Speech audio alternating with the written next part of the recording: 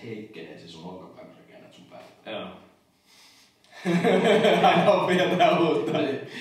Viepäs päätä tonne päin. Pitää. Se on täällä tai molemmat niinku sivutautukset vähän eikä. Nyt mä kierrän tonne päin.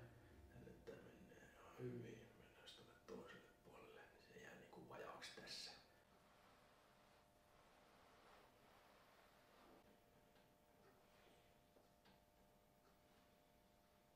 Tästä niinku ihan ylimmästä välistä niskasta. Tästä pitäisi tulla puolet kaikesta taakse taivutus ja eteen taivutusliikkeestä. Ja sitten sitä heti seuraavasta välistä pitäisi tulla puolet kaikesta tästä rotaatiosuunnan liikkeestä.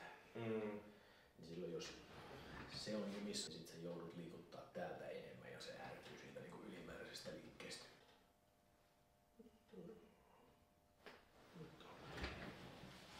Katsotaan sitten sen niskan hommat taas tällä. Yes. Yes. Hyvä. Hyvä. Yes. Yes. Joo, ei ne nyt samalla tavalla ahista kuin viimeksi. Ainakin tuntuu, että saa toittua voimaa joka asennossa. Niin. Viimeksi oli vähän silleen, että ei toimi.